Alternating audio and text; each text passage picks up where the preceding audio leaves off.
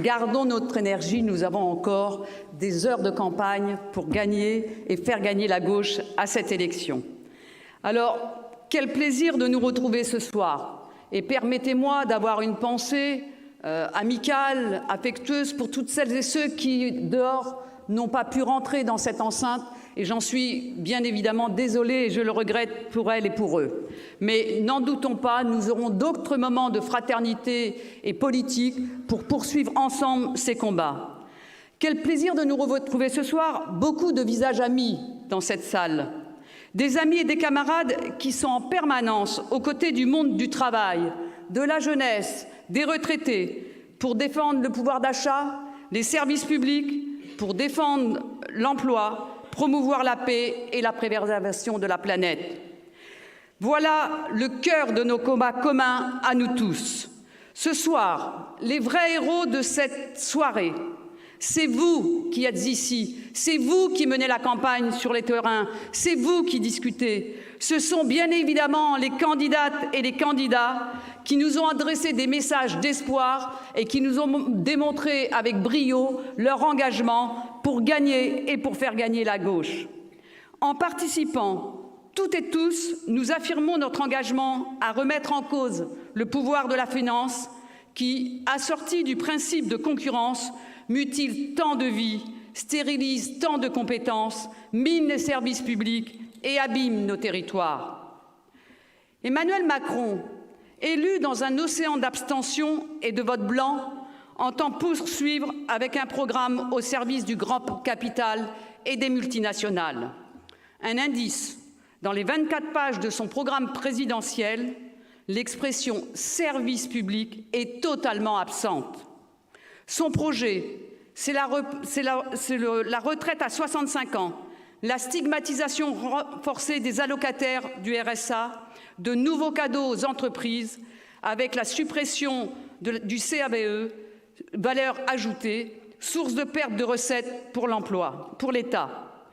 Pour compléter le tableau, dans ce nouveau gouvernement bien à droite, Emmanuel Macron désigne Elisabeth Borne Première ministre.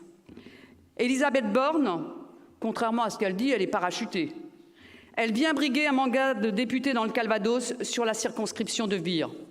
Noé Gauchard, jeune candidat de la France insoumise, et tous les militants à ses côtés n'ont de cesse d'éclairer sur l'urgence de battre une telle candidature, entachée de dégâts irréversibles à l'occasion de son passage, aussi bien au ministère du Travail que celui des Transports ou pour les allocataires de l'assurance chômage.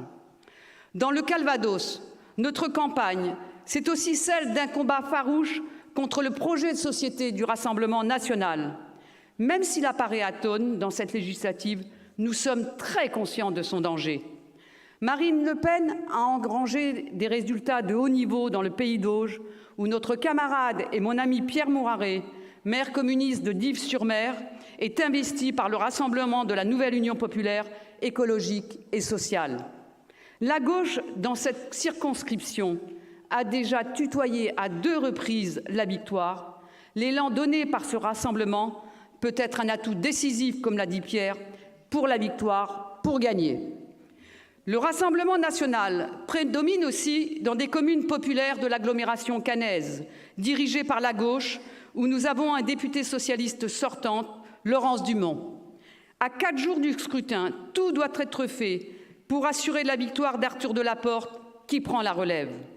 J'adresse ces mêmes encouragements de succès à l'ensemble des autres candidats et aux suppléants, à Emma Fourreau sur la première, à Didier Cagnus sur la 3e et à Valérie Harel sur la 5e. La politique du gouvernement, basée sur la précarisation, l'ubérisation, la casse du service public de santé, de l'école, du logement, sur la casse aussi de la culture, laisse des traces indélébiles dans notre département. Elle engendre des taux de pauvreté insupportables, supérieurs à la moyenne nationale. Près de 23% à Lisieux, 19% à Falaise, 43% dans le quartier du Chemin Vert à Caen. Les gens, beaucoup de jeunes nous le disent, ils n'en peuvent plus. Ce qu'ils attendent, ce ne sont pas des subsides ou plus d'allocations. Ce ne sont pas des primes éphémères, ponctuelles. Ils veulent pouvoir se former, s'épanouir au travail et avoir un salaire décent. La jeunesse aspire à être écoutée et entendue dans ses combats, notamment celui pour la planète. Elle veut et elle doit avoir un avenir heureux. À gauche, nous relevons le défi de répondre aux attentes d'égalité et de démocratie. Nous faisons de la justice sociale, de la transition écologique nos priorités et en nous rassemblant, nous nous sommes donné les moyens de réussir à l'image de ce meeting. Vous comme moi, nous percevons que notre démarche crée de l'espoir. La nouvelle Union populaire, écologique et sociale qui nous unit pour cette campagne des législatives suscite de l'adhésion. Nous pouvons et nous devons devenir majoritaires à l'Assemblée nationale pour faire reculer les inégalités et faire gagner la justice sociale. Une situation qui inquiète nos adversaires. Notre force à gauche crée concrètement les conditions politiques du recul de la Macronie, de la droite et de ses partenaires. Si la contestation grandissante de leur système de domination et d'exploitation les rend fébriles, elle nous renforce dans la conviction que nous pouvons, au soir du 19 juin, être la première force politique à l'Assemblée nationale. Il s'agit de mettre en échec le président de la République et l'acte 2 de son programme de la casse sociale. Pour mobiliser et inciter au vote pour nos candidats et agir contre l'abstention, nous avons 2 atouts. Notre programme élaboré collectivement et notre rassemblement. Un programme élaboré collectivement qui constitue une base pour gouverner. Autour de l'avenir en commun, le programme de la France insoumise, en l'enrichissant de l'apport des autres composantes, nous avons abouti à ce programme partagé de 650 mesures. Nous avons dégagé de nombreux points communs. Si d'autres restent en suspens, ils seront soumis au débat de l'Assemblée nationale, aux luttes et à la vie de nos concitoyens. Le projet de la France des jours heureux a marqué la campagne présidentielle par sa nouveauté. Avec les propositions de la France des jours heureux, Fabien Roussel a insisté particulièrement sur la nécessité de se doter de moyens financiers et de pouvoir à la hauteur des objectifs sociaux et écologiques avancés. D'où la place du travail et de l'emploi au cœur des politiques publiques à déployer en sécurisant l'emploi et la formation. La place du travail et de l'emploi est une question majeure. Elle est au cœur de la transformation profonde ou non de la société. La gauche doit continuer à s'en emparer tout en s'appuyant sur ce que révèlent les colères dans notre pays, sur ce que porteront les mobilisations populaires. Cette union pour une majorité de gauche à l'Assemblée et pour laquelle les communistes sont totalement investis est d'autant plus porteuse de dynamique de succès que chacune et chacun, militant et électeur, peut se reconnaître dans le respect de ce qu'il est et dans le respect de sa diversité. Chères candidates et candidats, chers militants, chers amis, vous déployez une activité qui détonne avec la discrétion de nos adversaires, tant ils ont de choses à se reprocher.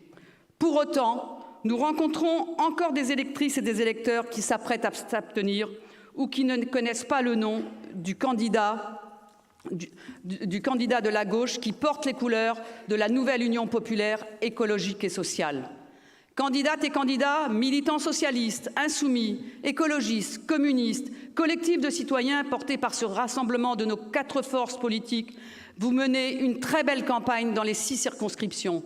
Mais elle n'est pas terminée. Elle se termine vendredi soir à 23h59. Il nous reste 2 jours, 48 heures.